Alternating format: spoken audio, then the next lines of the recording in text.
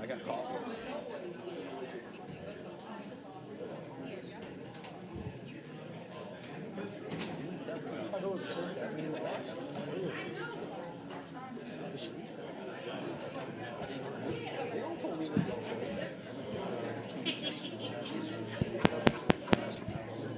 All right, good afternoon, everyone. We're going to go ahead and get started.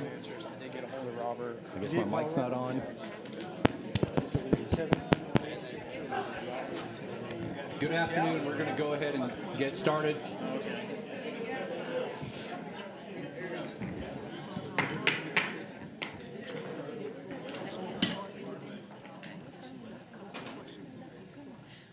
All right, good afternoon. Welcome to the January 20th meeting of the Capital Improvements Committee. We did our safety briefing. Next item on the agenda, approval of last meeting's minutes. Ms. Hall moves. Mr. Brinkman seconds. Yep. All in favor? Yep. It's anonymous. Approval of... I'm just seeing if y'all were paying attention. It's unanimous. Next item on the agenda is approval of today's agenda. Ms. Hall moves. Dr. Brinkman seconds. All in favor? Aye. Aye. Passes as well.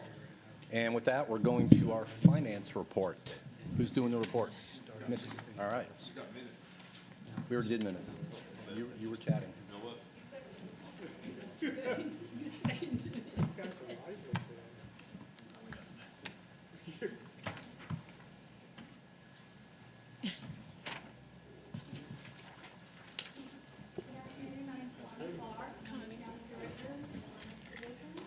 Did you use the mic?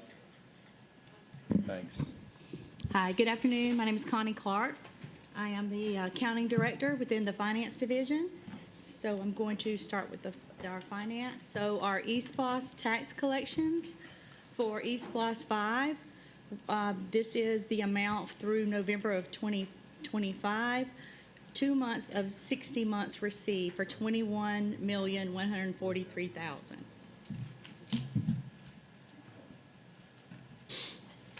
Okay, this next is a graph of the monthly tax revenue collections for eSPLOS 5 by calendar year, which would be October 2025 to date.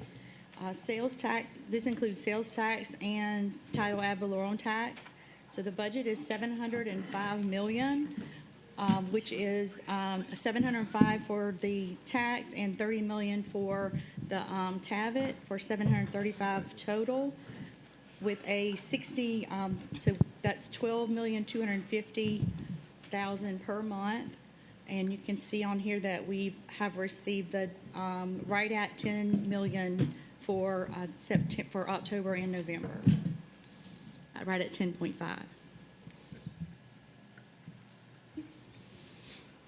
Okay, our next slide is the eSPLOS 3 revenue summary. So currently, eSPLOS 3 is still open. We still have available budget to spend in eSPLOS 3. But as you can see, our eSPLOS budget and revenue has a variance of 0 because we have received all of the tax that we are going to receive for eSPLOS 3. So this is open, and we will continue to receive interest income on these funds until the funds are spent. Okay. eSPLOS 4 revenue summary. For eSPLOS 4, we have received for all categories a total of $513 million. eSPLOS 4 remains open and will continue to collect interest as well. And you can see on the eSPLOS and on the transfers, there's a variance.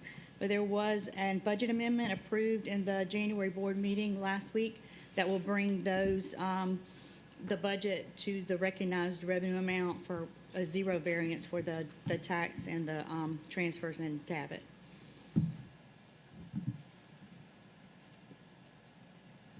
Okay, here's this summary for eSPLOS 5 for a total of $81.3 million. And the eSPLOS 5 began with October taxes that post to the bank in November. So you can see we have 20.3 million in tax, the transfer of 60 million, plus 808,000 from Tabit, as well as interest income of 156,000. The next slide, the slides 12 through 15, is a detailed reconciliation of unallocated East Loss 3 funds, showing a remainder of $3.6 million in East Loss 3 unallocated. Okay, slides 16 through 18 show the budgeted versus expenses by category. And these are numbers through December the 31st. So East Loss 3, 4, and 5. Okay, the next slides show East Loss 3, 4, and 5 expenses by project with a variance of what the amounts that were spent in November. These are expended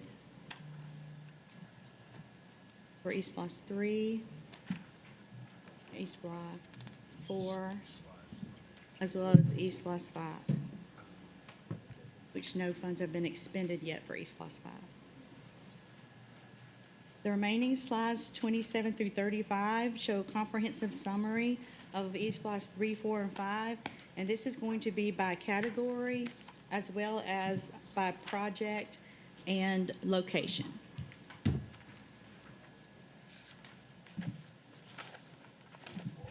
And this is for East Loss 3, 4, and 5.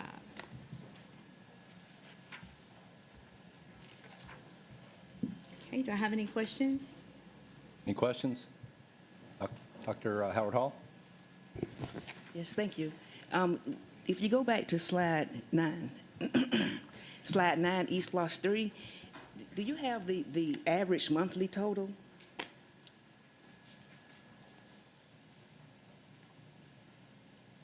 Of Oops, I'm collections? sorry.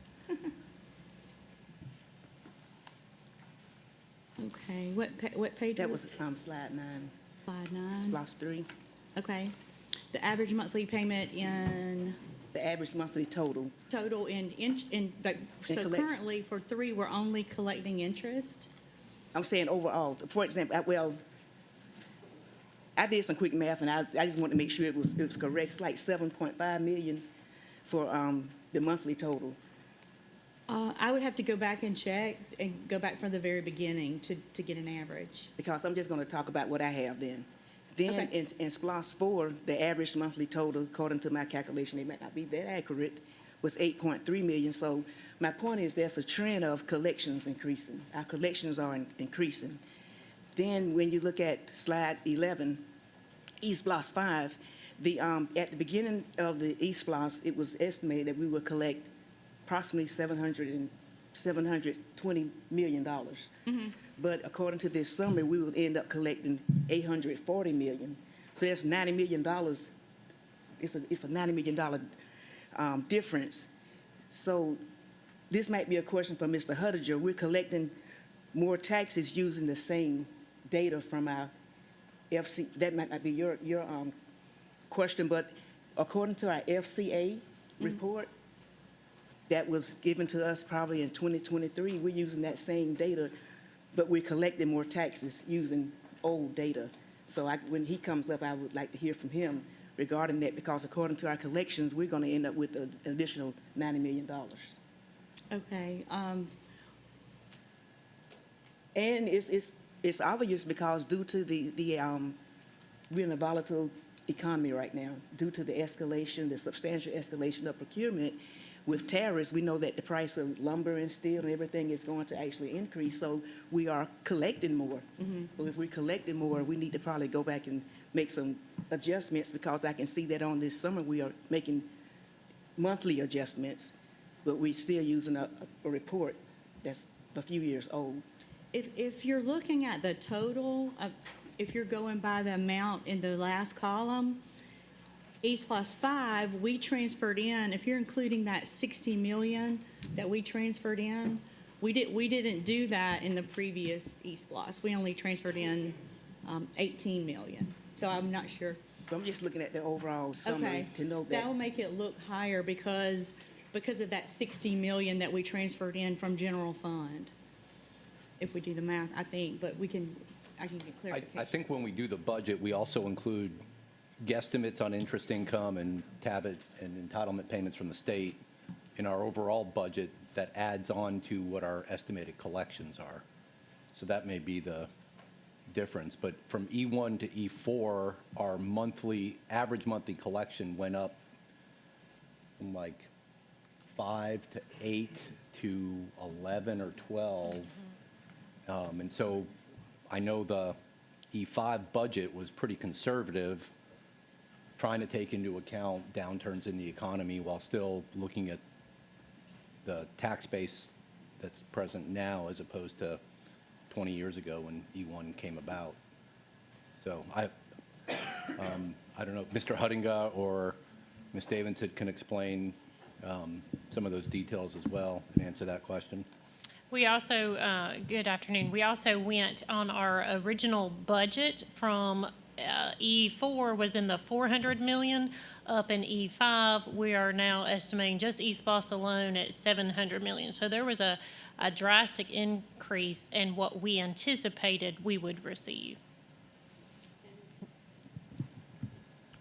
Davidson, are you saying that's what we voted on projects based on the new estimate? Yes, ma'am. That is correct. That's what we took out for the referendum, and we had the community vote on, and that's what we asked the board for their approval on, based on that original estimate. Okay, because it's seeming like Dr. Howard Hall is saying, if in fact we continually bring in more than we expect, then we need to, that means the projects can be adjusted and added and that kind of thing. So, Well, we can't add projects. We're bound by the E-Splosh referendum, but what we no, I'm saying when that referendum is, I'm not talking about now after the fact. I'm saying if we know now that our estimates are very much off and that we could have added 2 more projects last year before we had the vote, that's important. That's what I'm saying. Not, we know that we're bound now, but that means all this extra money, and then we have to, figure that out later on. If you remember, part of the concern with E3 and E4 was that we were ultra low on our estimates, which meant we had a lot of excess revenue.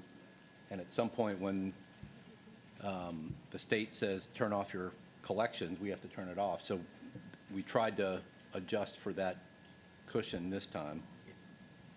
And I think if you look at this slide I have here on the E-Splosh 4, because we had to stop collecting, we only collected 45 months out of the 60 for 477 million. But I think like Megan is saying, we're budgeting all the way through the 60 months, and that's why it is a higher amount for the tax. That might explain it.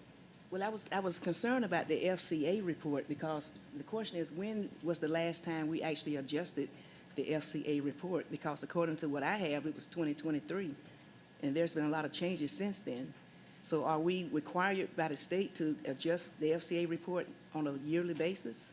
No, ma'am. That's something that in general would be done because of the expense that comes along with having a third party come in to do the thorough analysis. That's something that's generally done about every 5 years.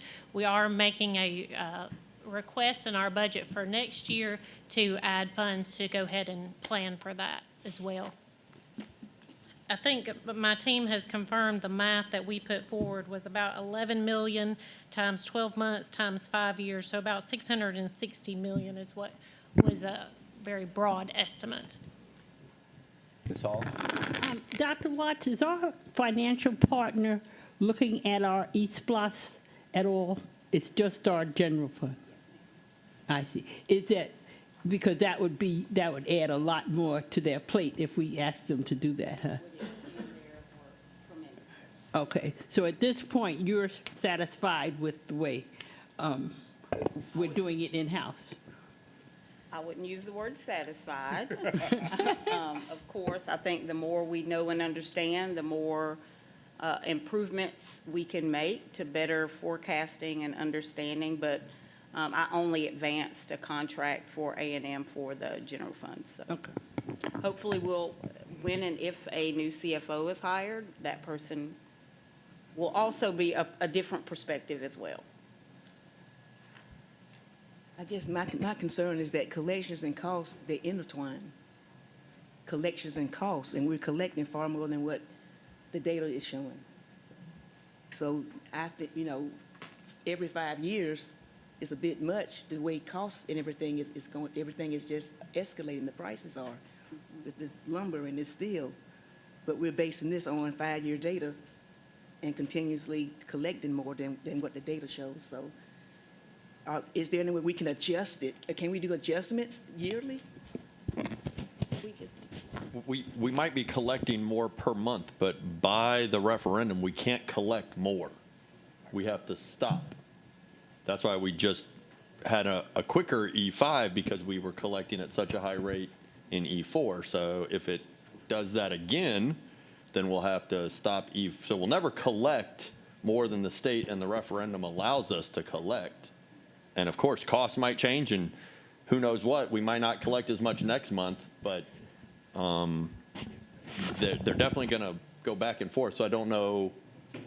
well, I'm What looking, your- I'm looking at the beginning and the end, and I'm looking at the $720 million beginning and the $840 million ending, with the $90 million in between that we will collect far beyond what we originally stated. That, I was just wanting, according to the summary on page 11. But that summary on I'm page looking at the 11 blue. has the I'm look- E-Splosh collection, I'm and looking at the then, blue, not the green. I'm looking at the top. yes, well, they're the same. One's a table and one's a chart. The interest income and then the TAVIT is outside, so that's 116 million on top of the 705 from the original budget that we put in the referendum. So I'm not, still just trying to figure out where. Like, those are extra funds that we don't have to have in the referendum because we make interest, and the referendum allows us to, correct? That is correct, but we did put the interest income and the TAVIT income estimates in our projection. I could be misreading the table, but what I'm reading is that our original budget was 705 for East Floss, a transfer of $90 million from the general funds, 26 million in interest income for a total of 821,206. We have only collected so far 81 million. So Right. we don't have at this point a significant variance of over collection versus estimate. It's very early in the collection period. So when will we adjust the FCA report? We have to wait 3 more years? No, ma'am. Should the superintendent approve our request for budget funds, and then it would go through the board, through the budget process, then we would have the vendor come out next year to do an analysis and update the FCA reports. Ms. Grabowski? The FCA report is one of our fundamental pieces of data that we use when we are identifying our East Floss project list. And that's when we typically update that FCA report when we have another East Floss referendum coming out, because we are using the data from that FCA report to inform that decision-making process. And because, as Ms. Davidson said, it's a very expensive, I don't think it means we can't continue to update it if something is, if something happens at a school that drastically changes the condition of the school. I certainly hope that our team is keeping account of that. Yes. And I'm sure that It's they just are. one data source. It's just one data source, We also look right. at tickets that our own observations. There's a myriad of things that we look at, but that is a driving factor. Right, but it's primarily because it is such a comprehensive undertaking. It gives us a complete inventory of the, our entire portfolio for planning purposes. And then when we go through each of the projects, almost every month, we're getting some sort of budget transfer on our agendas because projects come in higher, lower, or whatever the case may be.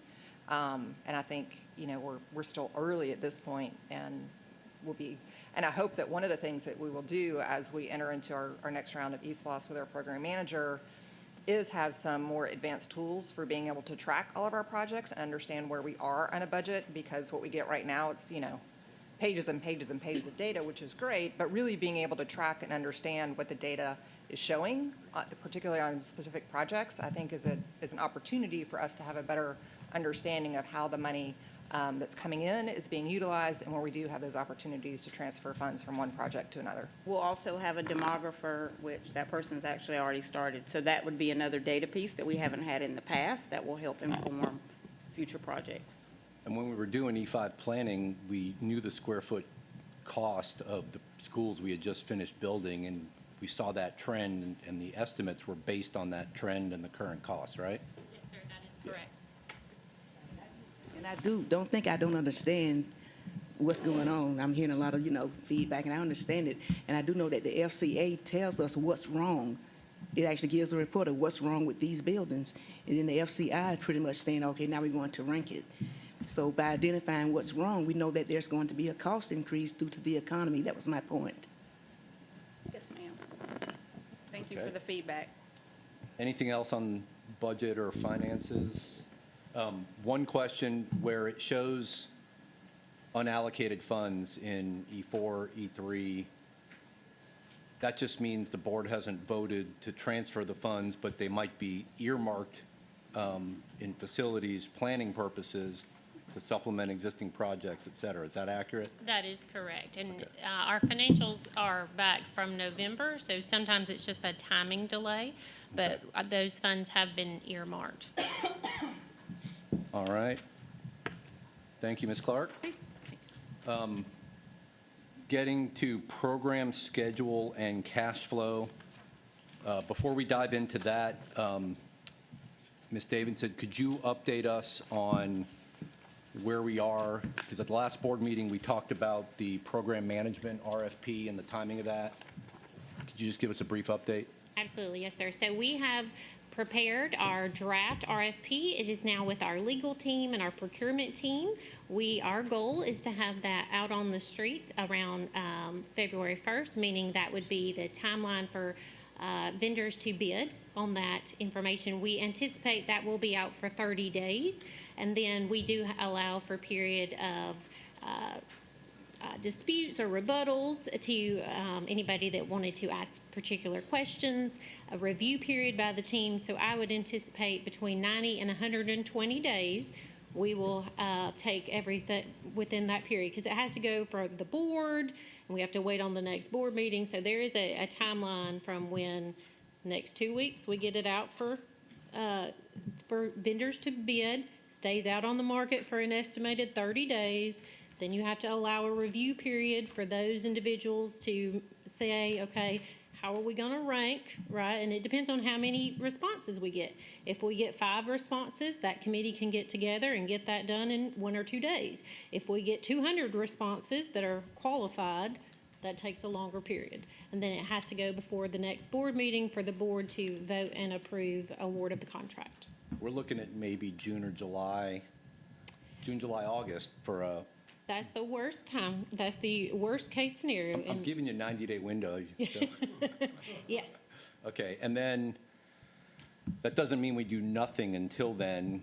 I know we've started some projects already. The overall goal is some hybrid model, some things managed in-house, some things with the program manager, but we've started some projects already, and so there will be some activity up until that point, correct? Absolutely, and through that point, so we are very fortunate to have a qualified capital programs and maintenance team that can, as they have previously served as project managers, they still serve as project managers. So we're moving projects ahead because, as you saw on Ms. Clark's presentation, funds are starting to come in.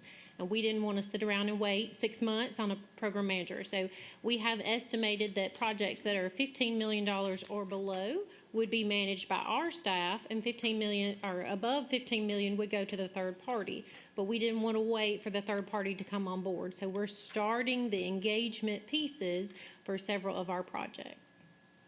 Ms. Hall? Ms. Davidson, given the great impact that this program management is going to have on our district, and this is a real change from years ago when we had Parsons.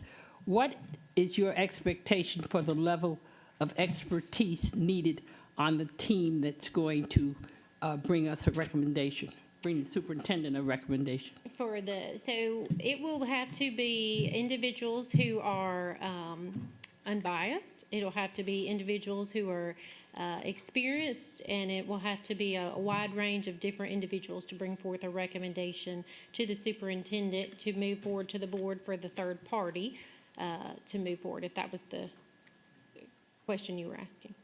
And you're comfortable that you'll be able to find such persons easily? I wouldn't say that it is always easy to find such persons. We have a wide range, and just the time that it takes to dedicate to these review processes, because your world doesn't stop, right? We still have a lot of other pieces going, but I'm confident that we can find the individuals on the staff to make that happen. Okay, thank you. Dr. Brinkman? I'm just going to follow up Ms. Hall's line of thought.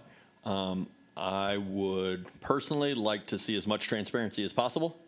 I know it is our ability to request to see those rubrics filled out anonymously and things like that. All I ask is that be considered as just, this is what's going to happen, so that when you go looking for people, they understand that when it gets to us and I'm looking at the 10 RFPs I can see, and here's Raider 1 through 5 on this one category, and Raider 1 has ranked this one company 15s, and Raider 5 has ranked them all 0s, and Raider 2, 3, and 4 are all kind of hit in the middle, then I know there's something off with 1 and 5, and I'm going to be asking questions about the process, and I hope that we have some stopgaps already so that the people that understand that are going to be reviewing these, that they are going to be scrutinized by the board and thus scrutinized by the public.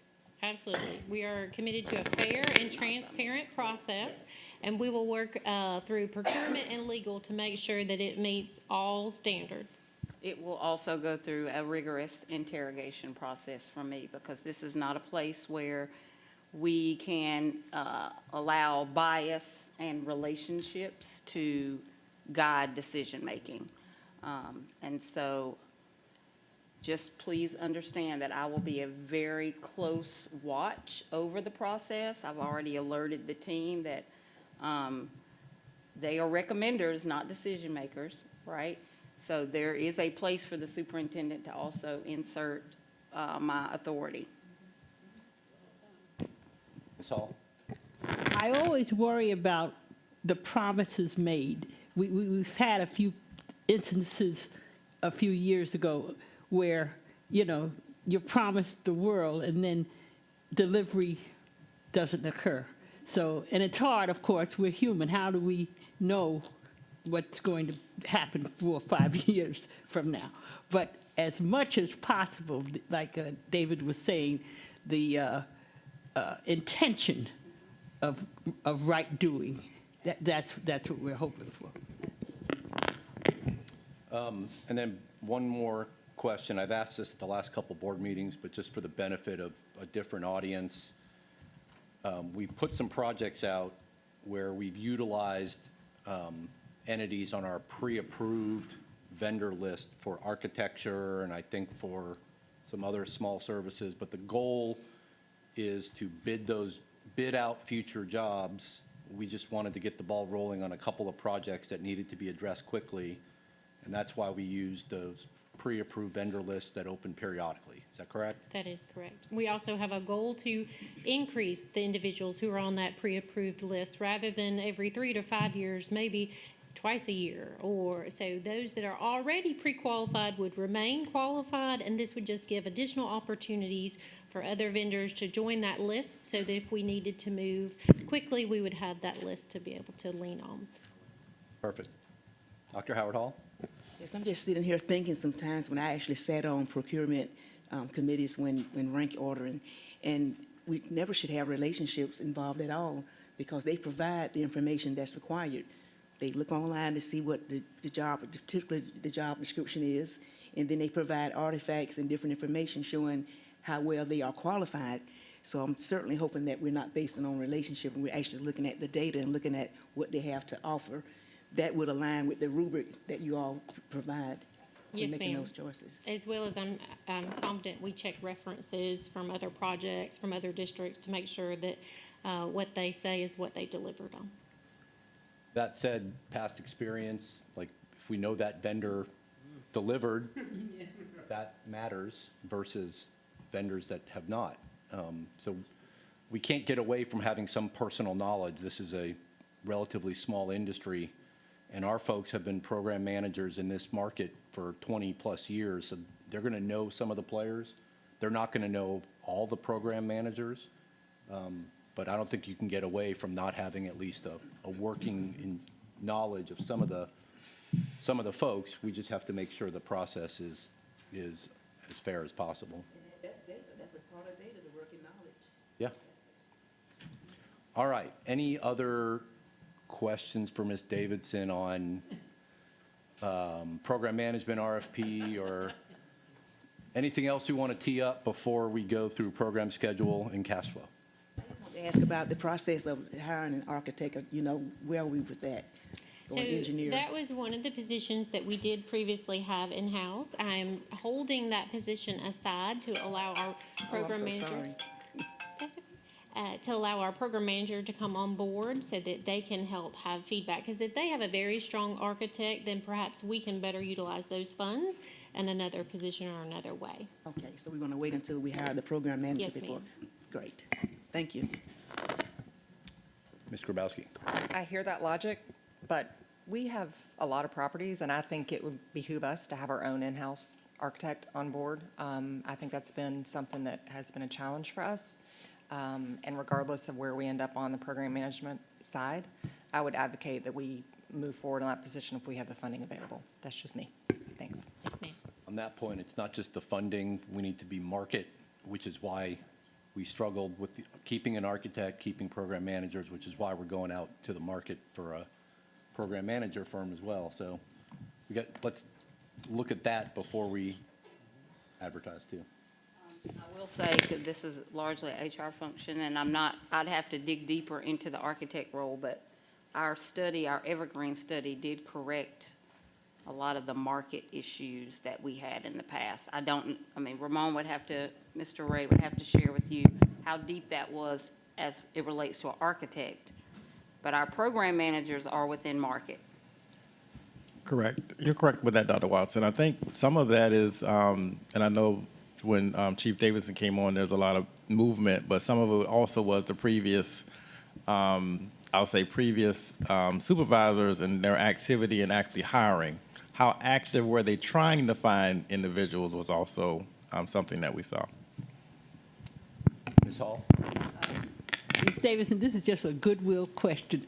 Yes, ma'am. I know the superintendent's decision to merge capital projects and maintenance, that's a very big responsibility. And I was just wondering, on a scale of 1 to 10, how is that going? So I would say that overall, I still support the decision to make that request to merge. On a day-to-day, it changes, but it is a positive thing for our students. And our principals have been supportive in the past leadership meeting that we had. That was something that they highlighted, they were excited about, and our team has been very responsive, so it allowed for additional experts to jump in. Now we have more people on the bench to lean to, and so I'm very thankful. On a scale of 1 to 10, with 1 being, oh no, what did we do, and 10 being, we did the right thing, I would say I am at about 9.5. Oh, wow. Do we have enough people? So we never have enough people, but what we have is we have the right people, and we're working to make sure they're in the right places. Sometimes, it's just that it was a challenge to fill that role, and we hope with the third party coming in that will allow for additional expertise to take some of the items off, because our capital programs and maintenance team, they accomplished a lot. With the few amount of people that we had, they made miracles happen. So I'm very thankful for what they do. But we are looking to make sure that what we have is the right role and the right person in that role. and the right training Yes, ma'am. to, you know, if I'm expected to supervise custodians, I should have some feel and idea and knowledge of relationships with custodians and what, so best practices, that kind of Absolutely. thing, and not just because I'm in capital projects, I'm going to supervise I very custodians. much appreciate you highlighting that, because what I think is undermined a lot of times when we say training, people think it's technical training.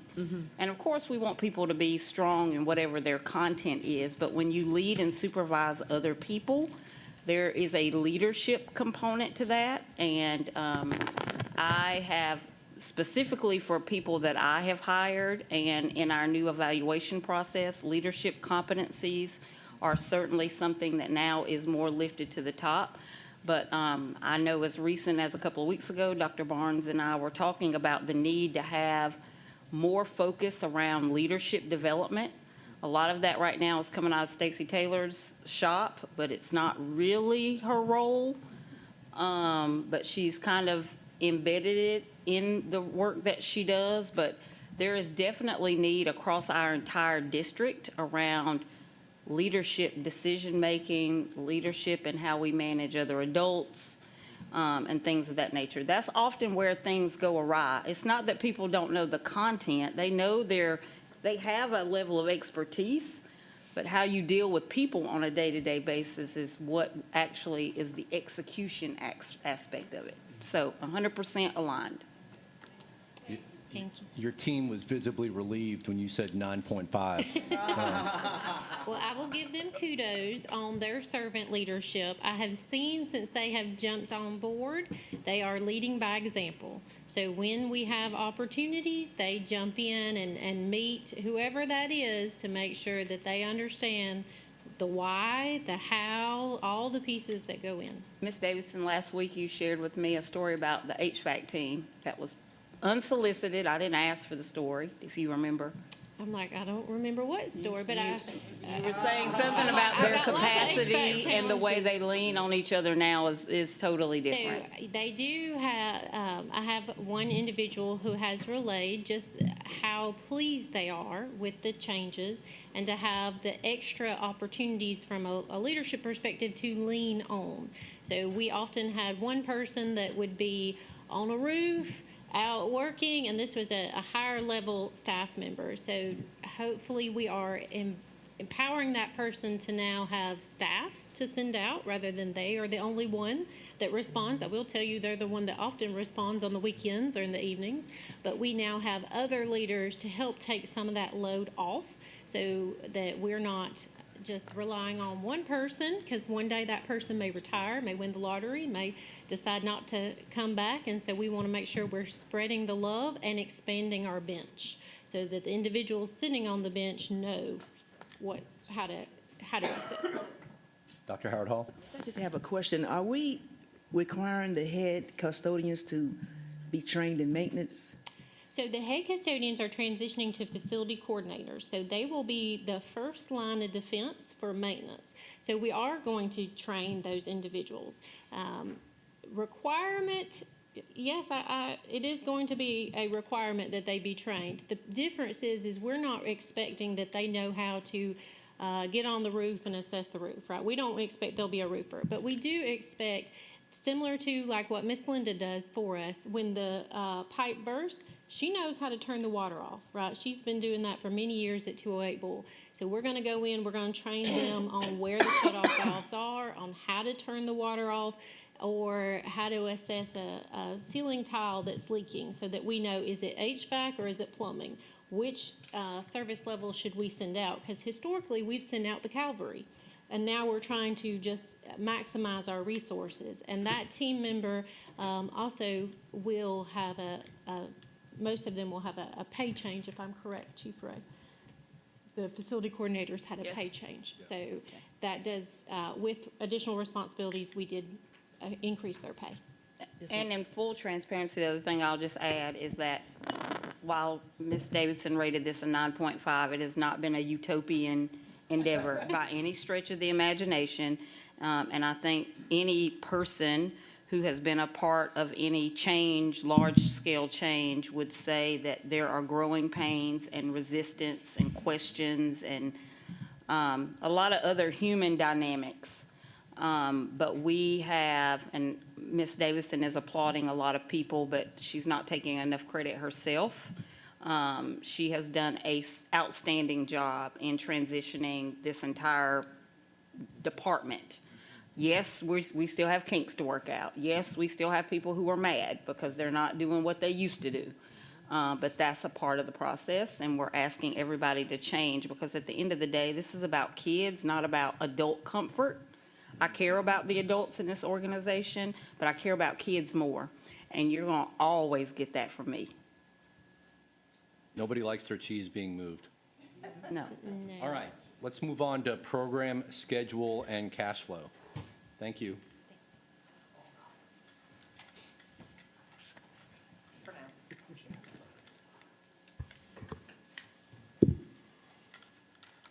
Okay, we included the entire program schedule in the presentation instead of having just a short form with it.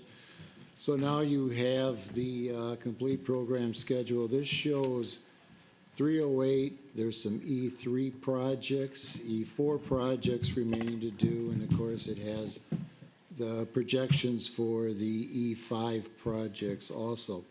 Currently, and if you take a look at about 2026, you'll see a current line in this schedule.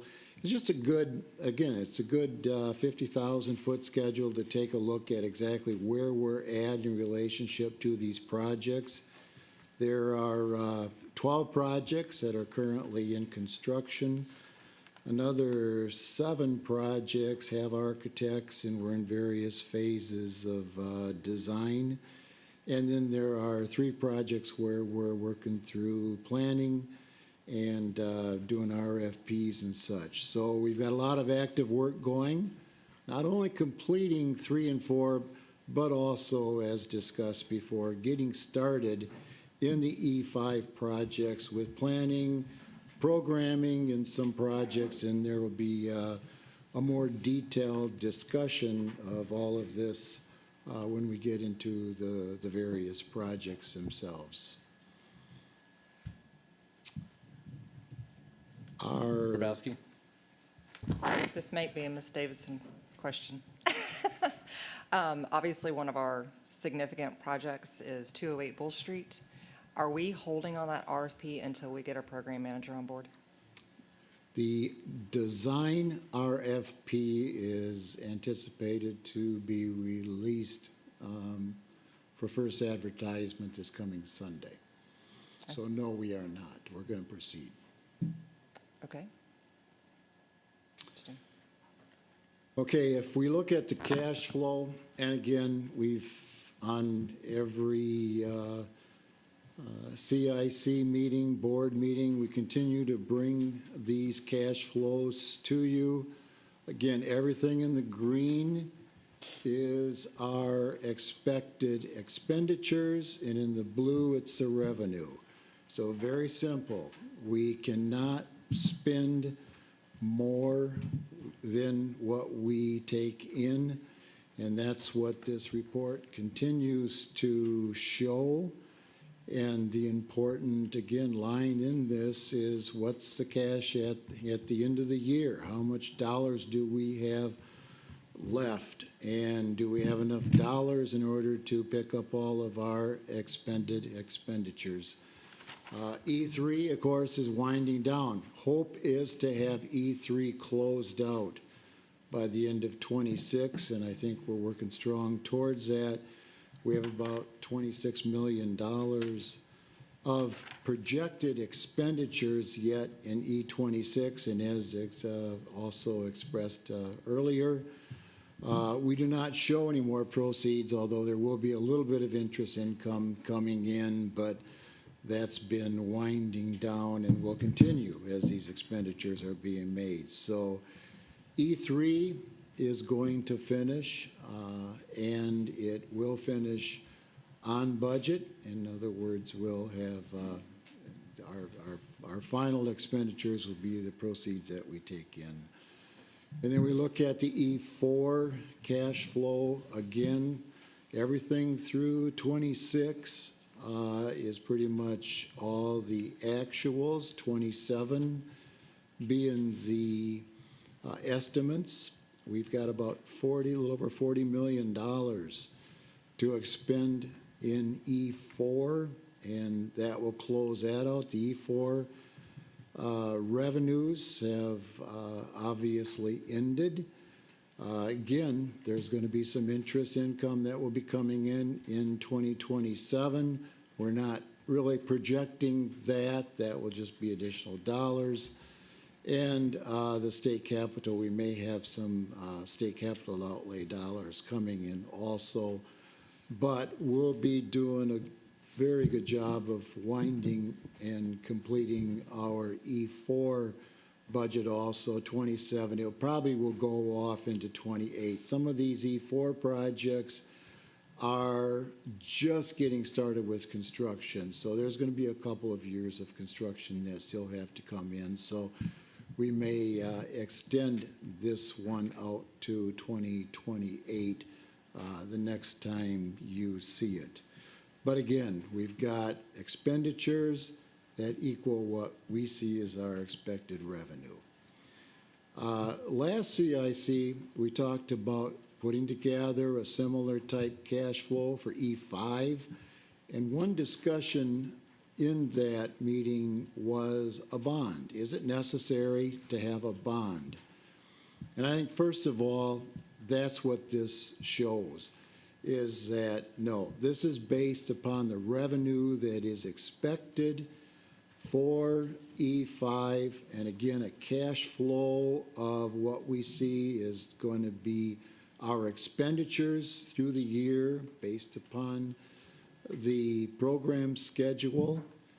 And you can look at what kind of dollars that there are. We're never running into a negative situation where we're spending more than what we're taking in. In fact, there's some very large dollar amounts because our cash flows are just pushed way back. 26, we have very little E5 cash flow because we're going to be doing mostly design work. 27, we start getting into construction. 28, 29 are very heavy construction cost projections. But again, by that time, that revenue will have built up so that it will cover it.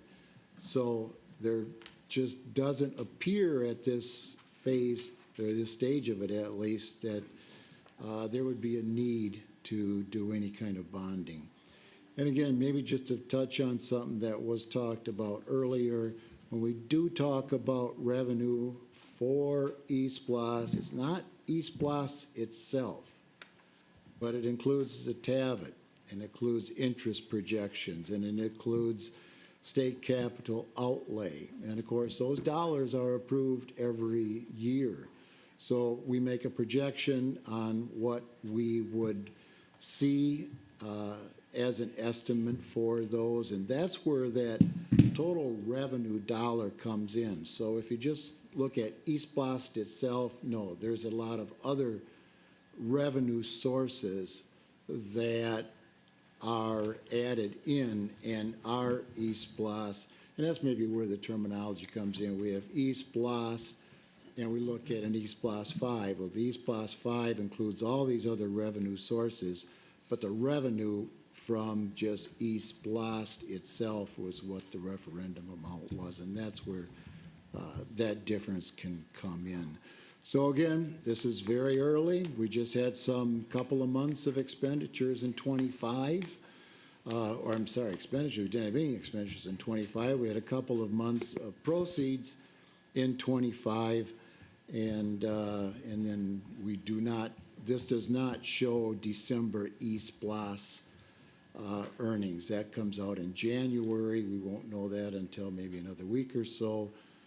And then that would update the 25 revenue for the calendar year 25. We'll go into 26 and work through that. So I hope that answers that question about the bond. Dr. Brinkman? Yeah, can I just ask that whenever this gets re-uploaded to our website, that we actually make those estimates readable? Yes, I'm sorry. Does that make sense? The light green is Or barely the, visible. like, the barely readable estimates? Yes, Yeah. yes, I'm sorry. Nope, That yep. should have gone up and should have been in there so that could Thank you. be read, yes. All right, thank you. Design guidelines?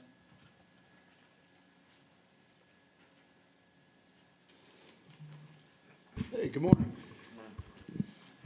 We're going to give a quick run-through of where we're at with the design guidelines right now. As it stands right Their now. morning, they put in 15-hour days. 16. 16.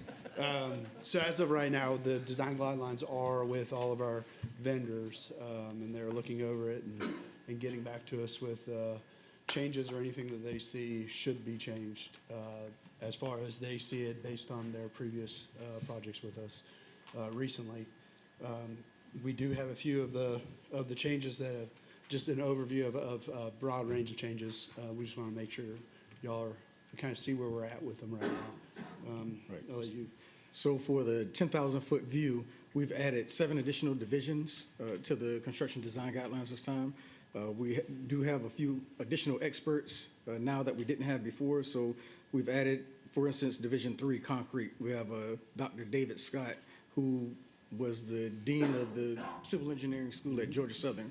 So we use his expertise to adjust that part of the construction design guidelines. We've also added divisions 4, 5, and 6, masonry, metals, as well as wood, plastics, and composites. We talked before about what we could do with quality, looking at the total cost of ownership for our facilities, which would include changing things out like moving from VCT to LVT and terrazzo moving forward.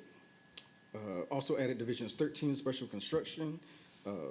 That includes the stadium bleachers, as well as Division 21, fire suppression. And then for Division 00, I think that's where we really leaned on our project managers, our existing project managers, to take a look at all of our best practices for the existing projects that we've had, as well as leaning on our design professionals who are taking a look at it. Just in the past few years, you've seen we've done a lot with our sports fields, adding the not just the stadiums, but also adding the practice fields, practice football fields, and now we'll also be adding in the construction design guidelines the specifications and design for our turf baseball fields and softball fields, starting out with Savannah High School. Also for communication integration, we've had a couple of House bills that came down, and we've added the cellular dash requirements as well as some of the safety requirements with our communications integration. So reminder, there's a step missing in here, which is CIC review, because the overall goal is to review design guidelines every few years.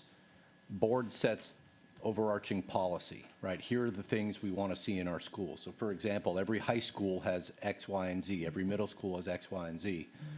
But then the details of what those metrics look like is up to you all. But I think we need a review, which is what Ms. Grabowski started leading off last year, and then we had a change in leadership. But there was going to be a review by the facilities team with updates, and then CIC was going to take a review, ask questions, and then once final, bring that to the full board for review and vote as a policy of the board. So we just got to add that step in here. Once you hear back from the vendors and facilities is done with your markup, please circulate it to CIC so we can take a look at it at the 10,000-foot level. And that is absolutely our plan. We also circulated the document internally with our other district departments to get their feedback. So for example, campus police, nursing, academics, they had an opportunity to review them and to agree or to ask for edits on those. But the plan, and I apologize that we didn't be explicit, but the plan is to bring them forth to CIC after our vendors provide their recommended changes, and then from CIC, we would take that through the board for approval. Thank you. One of the things we've learned over the last 4 East Blosts is sometimes we operate in silos. So we will put in specs for an artificial turf field, but we don't put in specs for the maintenance contract. And so it either doesn't happen or, we have to find $300,000, for the equipment or to bring the manufacturer down to do the maintenance. So there's got to be some cross-departmental conversations about, okay, we have these design guidelines, not just for artificial turf fields, but what we put in our auditoriums and what we put in our art facilities, et cetera. How does this impact the budget? What's the mandatory maintenance we have to budget for? What's the maintenance cycle, et cetera? What's the life cycle of some of those materials? We've been doing this 20-plus years. We can start integrating some of those issues so that we're not constantly trying to react, but we can be proactive. So let's put some thought into that as well, please. Ms. Grabowski? Oh, sorry.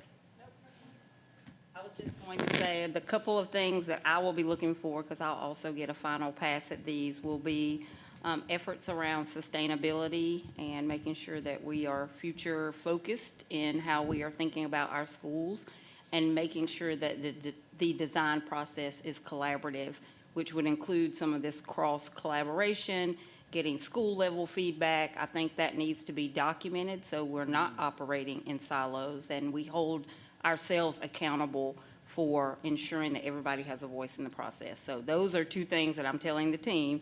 If I can't see those transparently, they're coming back. So, And much like the strategic plan, it is intended to be a living, breathing, known document, right? It's not intended to go on a shelf and a document that we made and nobody looks at it. So this is our guides for when somebody comes in and they say, I want X at a site or a school.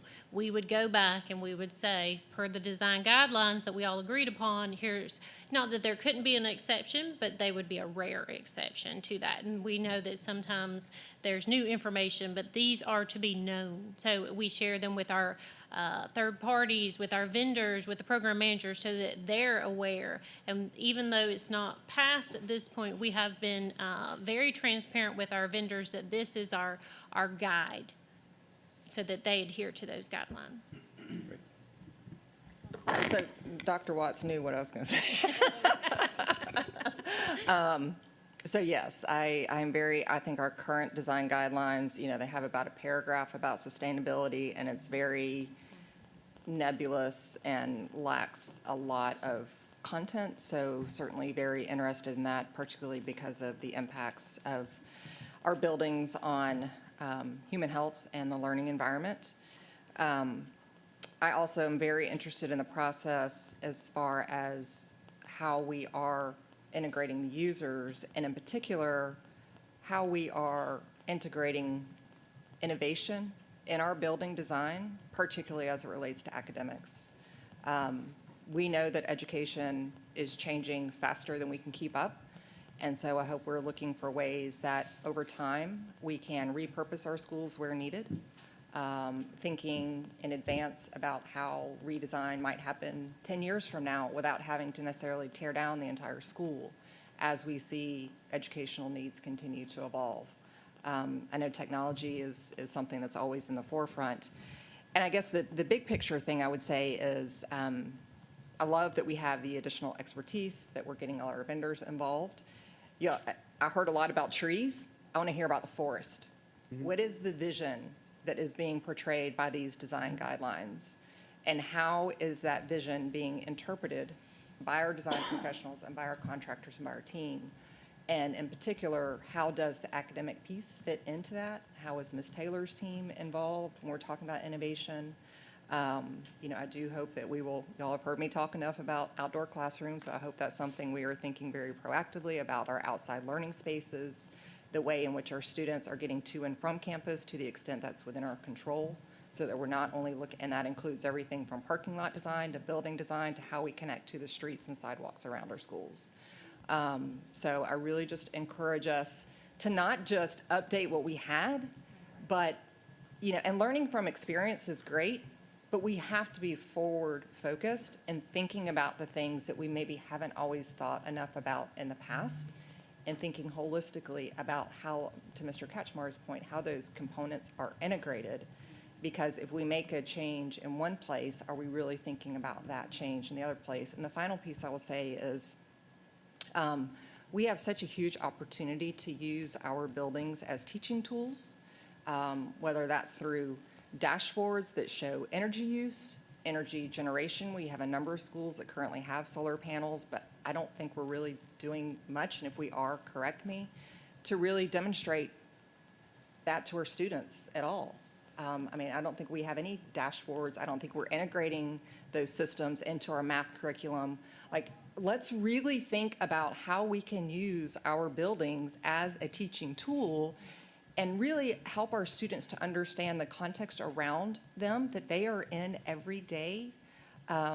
Anyways, y'all know this is my passion. We spend so much money on our buildings.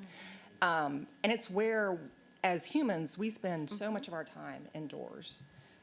So just thinking about how we can expand those connections beyond the walls and into the community it's just so important. So it's interesting, and would love feedback from others if you have it. As we're thinking about our strategic plan development, all the things that you've highlighted and other things, as I'm kind of giving my vision to the strategic plan and how we move forward, I've captured some of what you've said, and you've added some things today, but I'd never thought about how I capture that in the design guidelines. So I think we've had conversations about it as it relates to the strategic plan. Definitely, we've had lots of conversations in extended cabinet about how innovation, but we haven't talked about how it lives in the design guidelines as much. So it'll be interesting to think about, now that we're strategic planning, what other documents, because it may not just be design guidelines, there may be other documents now that have to be, such as board policy might have to change as it relates to our strategic plan, like some of our policies might need to be adapted. So it's interesting that you're highlighting that, and I hope that folks in people's hearings, that we need to be thinking about how the new strategic plan guides other documents as well. Well, and one thing I would encourage us to do is, particularly at the beginning of major sections, that we are very clear on the intent of that section. Because when you have a clear intent, it allows you to be innovative. Because you may have something new that comes along, and as long as, and that intent can then come back to our strategic plan. So if the intent is clear, then it's easier to make those changes as you go along, or to make those updates to the design guidelines. And the other last piece I'll mention, and then I'll stop, is we've had a lot of discussion about how changes do occur. And so I think understanding that process, and I know design guidelines are guidelines, and they're meant to be flexible, but we've also had some challenges in the past of where that flexibility has gone, I think, a bit too far. So I think understanding the process by which those changes happen and how they're documented that's in the implementation piece, of course, but thinking early on about how that happens and how that's documented. This is the time to do it. Thanks. Ms. Hall? Okay. I applaud collaboration all the time, but I also think that we have to be reasonable when we have the people who are collaborating.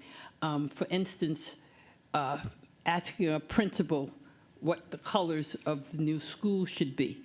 Well, if I'm a muted person and I think, well, grays and lavenders will help me with discipline, keep people's things, attitudes and behavior moderate, as opposed to somebody oh, I want some yellow and I want some orange. So I think we do need to let the experts have a greater say than what my personal preference.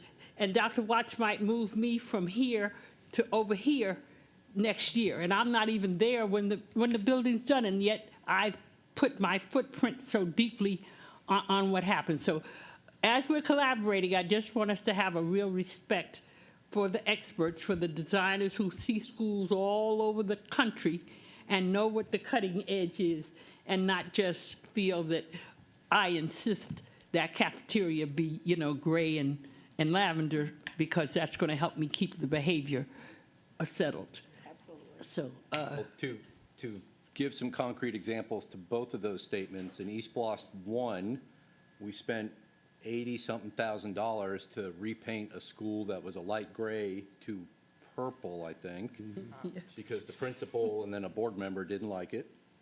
In East Bluff 1, It was E2. It was E2.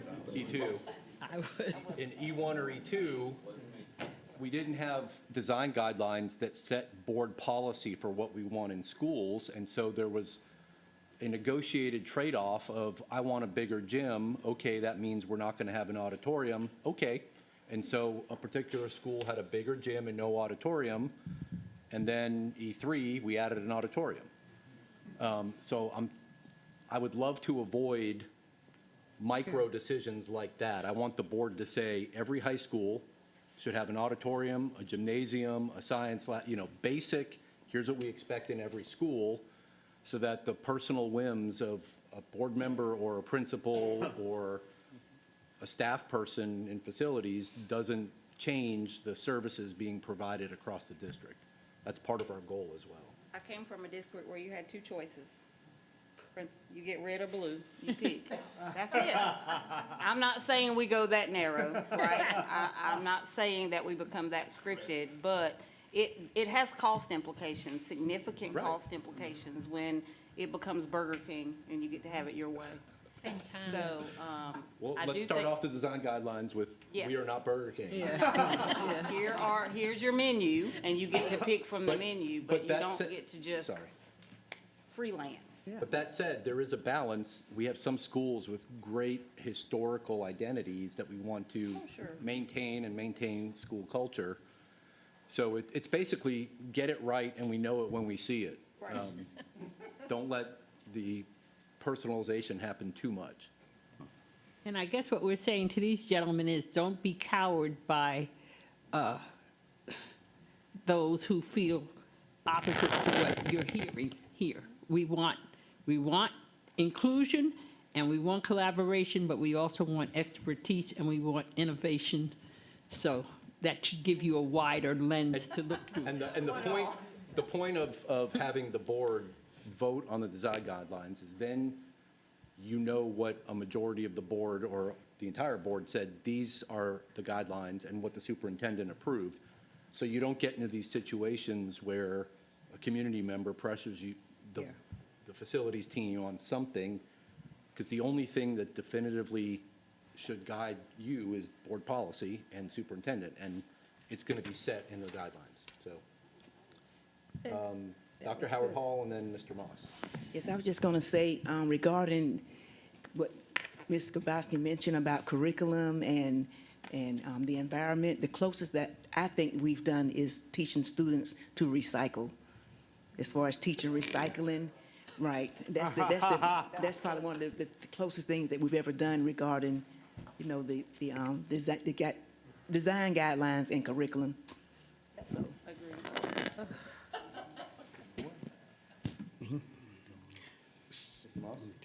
I just want to interject when Ms. Hall said, gentlemen, also ladies, Yes, because that's true. I know we have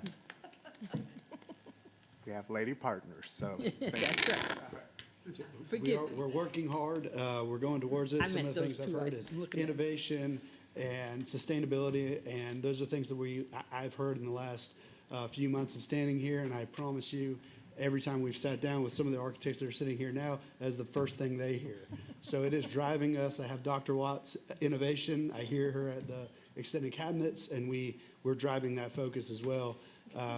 To hit on some of your remarks, Ms. Grabowski, we do have now, we're working towards, and hopefully they'll be active pretty soon, several monitors that will display the solar panels in, I think it's 6 of our schools, 5 of our schools. So, and we appreciate all of the comments, because this is what helps us go forward into those design guidelines. And we appreciate it. Thank you. With all that said. And our budget approvals. Yeah. Right. So when you talk about ladies, we really do appreciate the leadership that we've had both in Dr. Watts as well as in Ms. Davidson. It's not just us here. We also have a senior director of technology, strategy, and innovation in capital program, Mrs. Nicole Callahan. So I believe that vision has already been set before we even got into these seats. You may not see all of the sausage being made in the background, but we listen. We have several members who have gone back and looked at 3 or 4 years worth of CIC meetings, and so. I am so sorry. But it's good because it gives us an opportunity to really see your vision, taking action. And so when you do take a look at the document that we give you, hopefully you'll be able to see some of the things that you all have been talking about over the years. Ms. Grabowski, when you first came on board, we had an entire briefing that we talked about all of the items that our architects, our designers and engineers had already put into their specifications: the low flow, no flow toilets, the outdoor learning areas, the new design with Hubert Middle School. Like all of the things that you all have been talking about over the years, we have been incorporating in our designs, and now we're codifying them in our construction design guidelines. So we're already on the way. We did have one school, Gadsden Elementary, that had the monitors in the cafeteria connected to the solar panels. Yes. In our budget that we'll be talking to Dr. Watts about really soon, we've included additional money for maintenance of those solar panels, because what happens when all of the pollen lands on top of them? We have to pay to have those things maintained. So everything that you guys talked about is in there, so we look forward to you approving all of our budgets that we set for capital programs and maintenance. I was going to say, after all of that conversation, keep it on time and under budget. All right, let's move on to project updates. Thank you. All right, oh, we're going back. There we go. All right, Windsor Forest High School. So gymnasium is now in its completing phase. Students are inside utilizing the gym. What we have going on right now is a little bit of updating to make sure that the gymnasium and the new school mirror each other. And so you don't feel as though you're in a different facility once you step in. But again, students are utilizing the gymnasium. It is open. Parking lot is coming to a close. Jump on. Dr. Brinkman? Yep, I'll go home. I don't have it with me, but will somebody in capital team just tell me that I'm wrong? Because I don't remember palm trees being in the original design, and I'd hate to be that board member, but I already have community members saying where are our promised, oh crud, what are they, the purple flowers? Crepe myrtles that were already there, or, I mean, I know. Hey, I'm gonna go back because I have the tree planting design somewhere in my home. And I don't remember palm trees being there, but just know, I know they're already in the ground. Don't pull them out of the ground. I'll take the licks. But I just don't remember that being the initial. And if it was, then I overlooked it.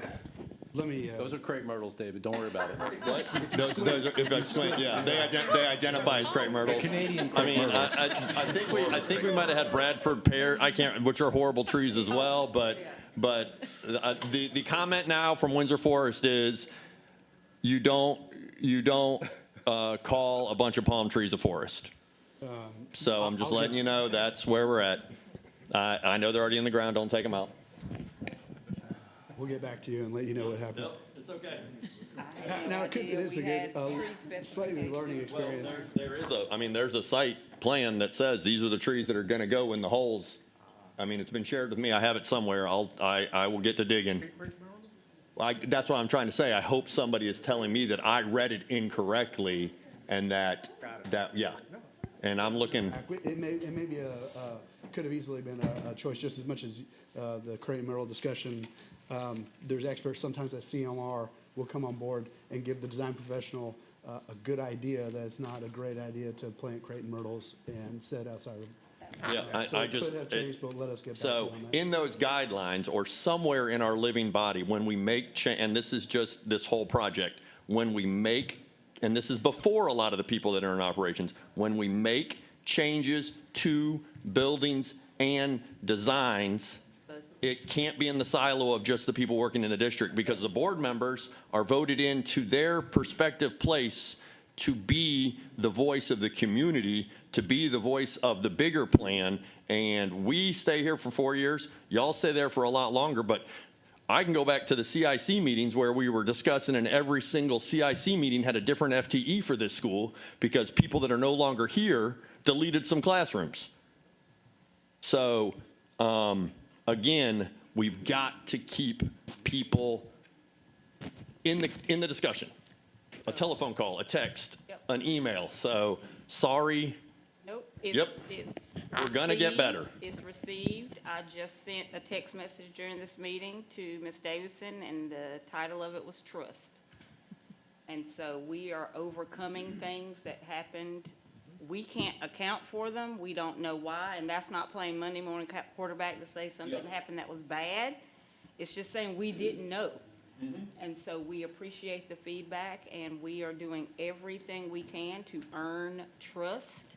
But trust does not happen overnight, and it will require us for repeated actions,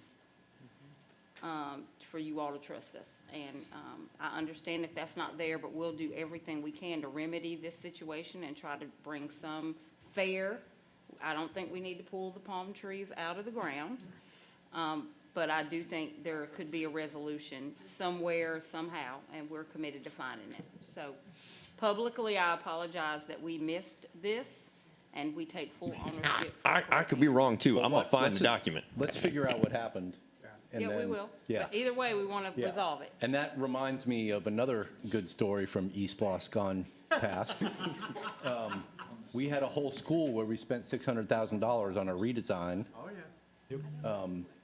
Because it's not what some people thought it should be, and there was confusion about when the original design was shared or not. So we actually put in board policy, it says before the final exterior design goes forward, it has to be presented to the board for review and comment, et cetera. So that's a big component of what Dr. Bringman's talking about and why we started focusing on the design guidelines 12 years ago.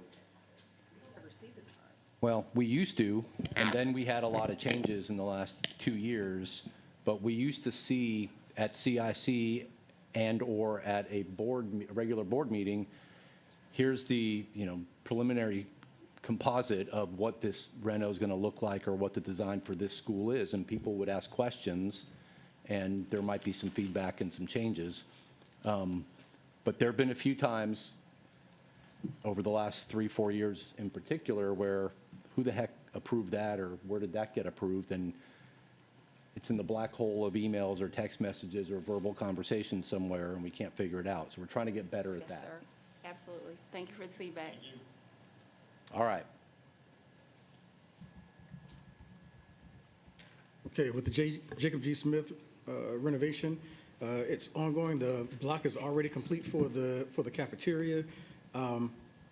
Next week, between this week and next week, we're going to sit down with our general contractors for both this project as well as for our Georgetown project to talk schedules. So we'll have an update for you once those meetings are complete.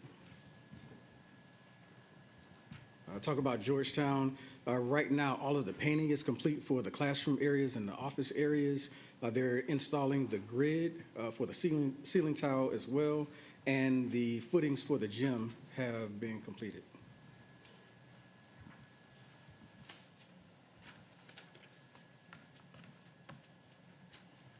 Savannah High School baseball and softball field.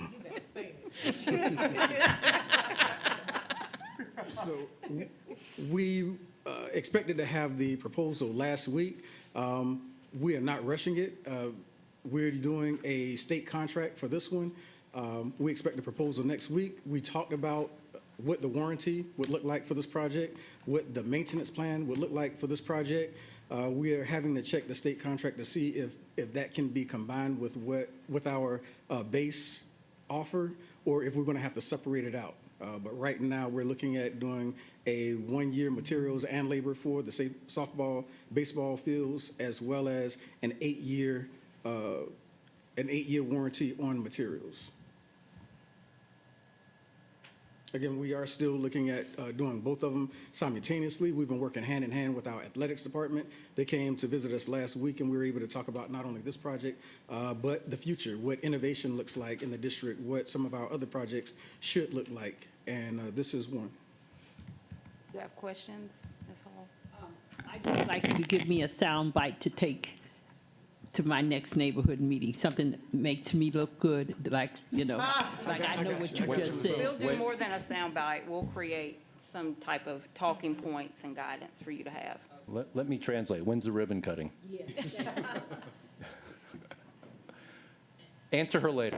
Yes. And Mr. Jones, is there a particular person who's in charge of this project? Like, so if I had a question, I don't have to bring it up to the whole community, I can just call and say. So that person is Miss Megan Davidson? But no, All right. the project All right. manager for this project is I is trust Bob her. May. She tells me the truth, so that's good. Okay. She's over all of the projects. All right. But Bob May is the project To manager. your point in the last board meeting about the need to have communication, Ms. Davidson and I spoke about that, and we do need to figure out a structure by which, if board members need to sit down and just get an understanding of what's going on in a particular project. Right now, we do it via email, CIC meeting, but for me, something about that seems inadequate, because you all can, have conversations, because you have to report those things back out to the community, so we understand that. And we're just trying to figure out how to operationalize some type of structure, whether it's quarterly. We don't want to overburden the team, right? I need them out in the field. But oftentimes, there are really good explanations for why things aren't moving in the manner, but we sometimes don't know how to communicate that to you, because it's like the day-to-day work we're in that may not just be getting elevated to your level or communicated to you, but any project I've asked about, there's always been a good reason. I never knew how many famous people were Savannah High alumni, and I Wanna know. I have to be on my P's and Q's Absolutely. to keep their confidence in my representation, so, okay. I will tell you, we do have a placeholder on next month's board for approval of the contract. All right, Huber Middle School, we actually just finalized our meeting with the committee today for selecting a CMR, and that will go to the superintendent for approval. And hopefully in February, we'll be approving a new CMR for Huber Middle School renovations and getting going. Garden City is still in that schematic design Sorry, phase. Dr. Howard Hall. I'm just sitting here reflecting on back in the 90s when I was the lead RET math teacher, and the students were occupants of a school that was in construction of becoming a new school, and it was really horrible. And it says on here that they will coordinate to work to ensure that there are no disruptions to the school. How does that look? I know that there's not going to be a new school built, but there are renovations, and how would that look to not have any disruptions to the school? Because I lived it, and it was unpleasant. We have a CMR coming on board, and so the plan is to discuss with them. Each CMR has presented several options as to what they see would be the best outcome. Give us just this month, and give us next month to come up with a good answer for you. Thank you. And we've done really well working with the principals, like for Garrison K-8. We've done a lot of renovations at that school while they've continued operations there as well. We've done all of the major rooms, the cafeteria, the media center, the dance rooms, while they've continued educating students. So we understand the superintendent's intent that children come first, and that's the way we move forward in each project. Ms. Hall? Mr. Jones, I was at that renovations community meeting, and as I recall, Monica Mastriani, that's Green Line Architects, I think, they were saying that most of the heavy work will be on weekends and over the summer.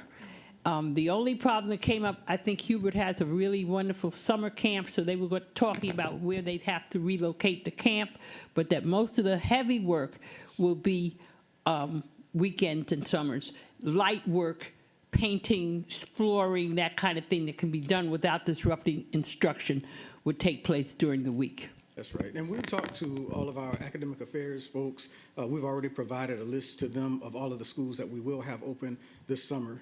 So we can confirm that there won't be any issues with those summer programs, but they already have a list of all of the facilities that will be open.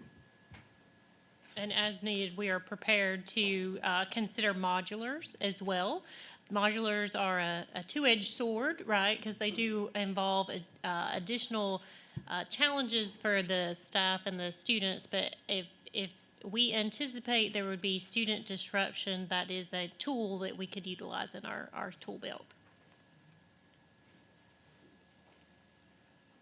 For the Alternative Learning Center, again, we had to. So Garden City right now is in that schematic design phase. We're hoping to kind of come to the end of that and start bringing it to some of our other departments for them to review and get out of our silo. And with that, we'll also make sure we bring, once that we'll bring a floor plan here to show the board as well. Pretty much look at Hubert to see how well that goes, because this is another renovation. I'm not sure, ma'am. would there be a swing site for these students, or they will, This is planned to have a swing site, yes, ma'am. oh, it's a swing site for this particular, okay. And talk for a minute about the process in which we have other partners briefly review that or briefly speak about the schematic design process. Yeah, so it's much like any one of our processes within the design phase. So you have our programming phase, our design development, our schematic design phase, and your design development phase. And each one of those, what we like to do is bring in all of our departments to come in in kind of a one-day shootout with the architect, and we run through the layout, we run through what it's going to look like, and we kind of guide them through the school for any comments that are going to be made. Make sure that everyone, all staff are in agreement with how it's laid out. So this is why Ms. Gilbowski was concerned about Right, and us most hiring importantly, an we're gonna architect put as soon as possible, because there's a Yes, lot of ma'am. work out there that needs to get done. On the Alternative Learning Center, we had several of our bidders ask the same question about design, so we pushed that one. We got in touch with purchasing and pushed that one a few more days. So we expect for this bid to close this Thursday, and this one is also on the agenda for next month for approval. All right, Gamble Road and Maintenance Project, we have now received a signed contract back from Reeves Young. They made a couple changes or requested a couple changes within the contract, so that's with our legal department now. As soon as those are agreed upon, we'll create an NTP and get started with the construction kickoff here.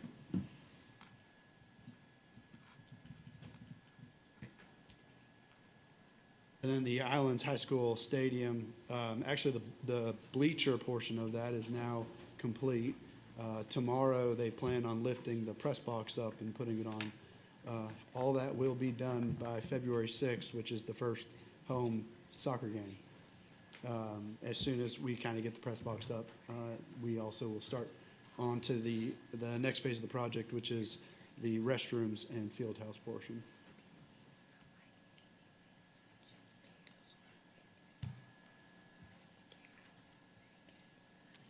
We added this one to the plan. We've been working on Garrison for a while, making sure that we can take care of that facility that had some immediate needs. This was one that was added to the security vestibule, replacing the curtain walls. So the curtain walls for the front and the rear of the school are complete. We expect for the doors and the transom to arrive on site next week, and I'll work with Ms. Parks, the principal over there, to determine the best time to install those. I spoke with the general contractor this morning, and he believes that he can get both installed over the weekend, so there should not be any disruptions to operations. All right, Pulaski K-8, we have a modular. Everything is up and running.